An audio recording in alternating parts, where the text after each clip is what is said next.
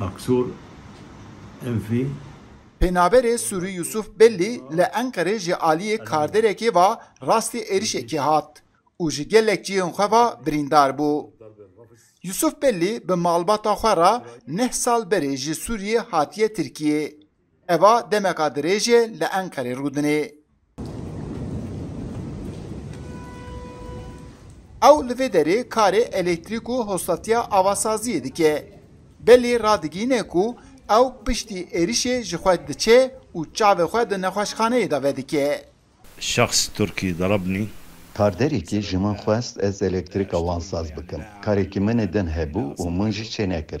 Li ser vî êrişê min kir. Ez ev dem ji xwe çûm û min çavê xwe di nexweşxaneyê da vekir. Ez di gelek ciyê xwe da birîndar bûme.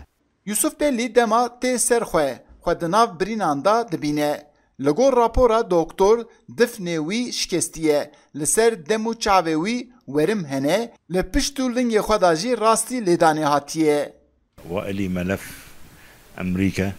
Ez rastî êrişekê hovane hatim. Em dixwazin biçin Amerîka an jî Ewropa. Heke ew jî nebû, em naxwazin li Tirkiye bimînin. Em ê vegerin Sûriye. En fazla zarar gören siyasete ku li ser penaperan tên meşandin li Tirkiye jiyanê ji van re teng dike. Enqere di serî de ev li gelek ciyên din yên Tirkiye rastî êrişan tên.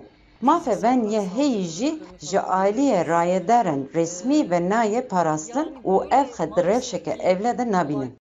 Sê zarokên Yusuf Bellî hene. Di mal da ew tenê kar dike û debara malê li ser pişta wî ye. Ew li ser dengê Amerîkayê ji rayedarên Tirkiyê dixwaze ku alîkarî jê re werekirin. دراسي مضروبات.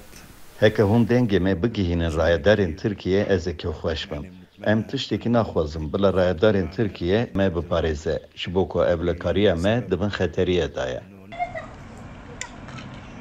Li gor daneyên ku ji aliyê Serokatiya Rêveberiya Koçberî ya Wezareta Karên Navxweyî ve tê ragihandin, di nav vê salê da 4894 penaberên Sûrî baş de vegeriyane û ana li Tirkiye 3 milyon û 115 hezar û 536 penaberên Sûrî mane. Eyüp Demir, Dengê Amerîka, Enqere.